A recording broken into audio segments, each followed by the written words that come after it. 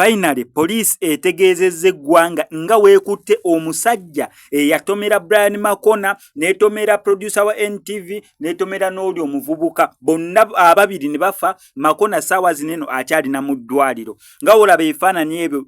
Next media boss King Kalisa onako regulo yakyaliddeko Makona era yategeezezza nti Makona ajja soba bulungi nnyo okubeera nga assuuka neera adde bulungi nnyo engulu.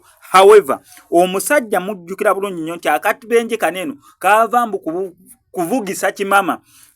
Abantu abaliwo ku scene bagamba nti nera oli ono kati gwe batuwadde ekifaananyi bakikozeeyo batulwa ensonga akyali suspect munnange. Omanyi waneno mu ggwanga erya Uganda siwooka mu nsi yonna obeera suspect until proven guilty paka nga gumaze okukusinga. Kati munnange ayinza okubeera nga omusango tegugenda musinga kyokka nga mwamulaala asambu yattemula abantu oba yavaako akabenje akatta abantu si wekiri. So ekifaananyi kye bakikozeewo batyo bakitaddemu olubrale naye ng'amawulire gali nti poliisi emukutte. Kijjukire ono yadduka ne ku siini teyasigalawo yenno teyayisibwa bubi nnyo compared ku bali eri ababiyisibwa bubi ne bafiira nawo. Brian Makona yekanga ye yakasigalawo kyokka naye nga ali mu kubeera ng'apooca. Saawa zino yeno ebifaananyi ebivaayo mu ddwaliro biraga nti tasobola kutunula bulungi nnyo na mu light.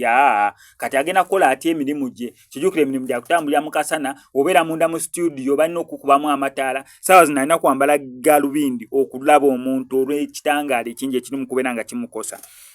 Omusajja oyo batugambye amanya ge John Baptist Kigozi yali mu eri emmotoka yakona Bamakona basobole okufa ye olwava fubutuka mu mmotoka bw'atyo n'adduka n'akuulita n'agenda. Poliisi ekoze okunoonyeza ayiseewo wiiki meka ayiseewo ndowooza wiiki emu kubanga bafa ekiro ekyakeesa olwokutaano leero kyekiro ekikeesezza olwokutaano kubanga omulala bamuziika ku lwakutaano omulala ne bamuziika ku Sande.